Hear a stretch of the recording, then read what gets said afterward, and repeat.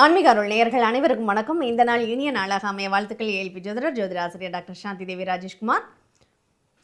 நம்ம நவ திருப்பதிகளில் ஒன்றான குருஸ்தலமாக விளங்கக்கூடிய திருக்குருகூர் அப்படின்னு வழங்கக்கூடிய ஆழ்வார் திருநகரில் இருக்கக்கூடிய ஆதிநாத பெருமாளை பற்றி தாங்க இன்றைக்கி நம்ம பார்க்க போகிறோம்.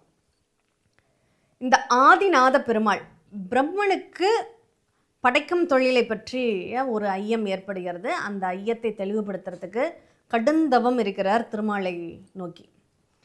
அங்கே திருமால் சுயம்புவாக தோன்றி குரு உபதேசம், பிரம்மாவிற்கு குரு உபதேசம் செய்த ஸ்தலமாக இருப்பதனால் அது மட்டும்தான் காரணமா?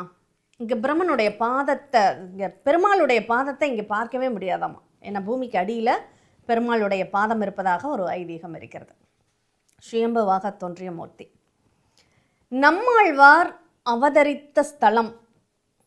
அதனால தான் ஆழ்வார் திருநகரி. இந்த கோயிலுக்கு மட்டும் 12 ஆழ்வார்களும் மங்களசாசனம் பாடியிருக்காங்க.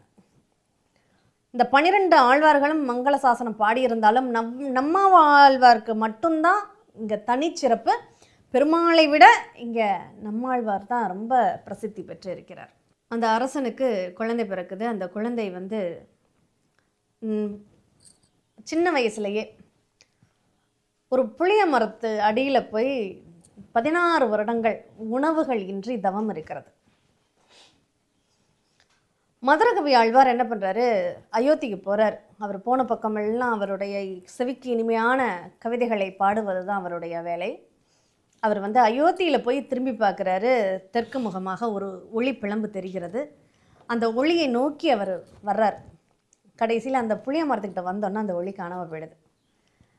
அப்போ அங்கே நம்மாழ்வாரை தரிசனம் பண்ணுறாரு. அங்கே அந்த நம்மாழ்வார் ஒரே ஒரு வாசகம் அவங்களுக்கு சொல்கிறார். என்ன வாசகம் அங்கே சொல்லப்படுகிறது? செத்ததின் வயிற்றில் சிறியது பிறந்தால் எத்தை தின்று எங்கே கிடக்கும்?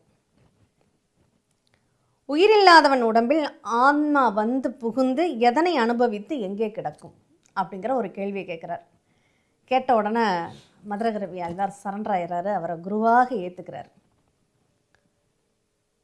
அந்த புளிய மரம் ஆதிசேஷனாக கருதப்படுகிறது. 5000 வருடம் பழமையான புளிய மரம் இன்றைக்கும் அந்த கோயிலில் காட்சி தருது அப்படின்னு சொல்லலாம். அவ்வளோ ஒரு அதிசயமான ஒரு நிகழ்வு இந்த பெருமாள் கோவிலில் உண்டு.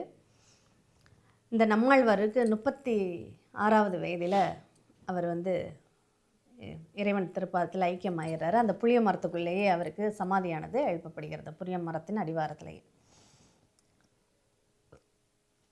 அந்த ஆழ்வார் திருநகரி, இந்த ஆதிநாத பெருமாள், இந்த நம்மாழ்வாருக்கு மதுரகவி ஆழ்வாருக்கு குரு நம்மாழ்வாருக்கு குருவாக திகழ்ந்தவர் ஆதிநாத பெருமாள். பிரம்மா படைக்கும் தொழிலான பிரம்மாவுக்கே குருவாக திகழ்ந்ததுனால இது ஒரு குருஸ்தலமாக திகழ்ந்து கொண்டிருக்கிறது. இன்னொன்று, இந்திரன் தாய் தந்தையரனுடைய கவனிக்காமல் விட்டதனால் ஏற்பட்ட சாப விமோச்சனம் கிடைத்த ஸ்தலமாகவும் இது கருதப்படுகிறது.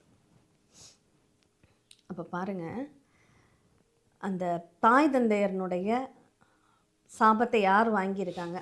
இப்போ நிறைய பேர் காதல் திருமணம் செஞ்சு வீட்டுக்கு தெரியாமல் பெற்றவர்களை எதிர்த்து திருமணம் செஞ்சுக்கிட்டு பெற்றவர்களை மனசை கலங்கடிக்கிறாங்க. அந்த பெற்றவர்கள் ஏதாவது ஒரு காரணத்தினால சாபத்தை கொடுத்துருப்பாங்க இல்லையா?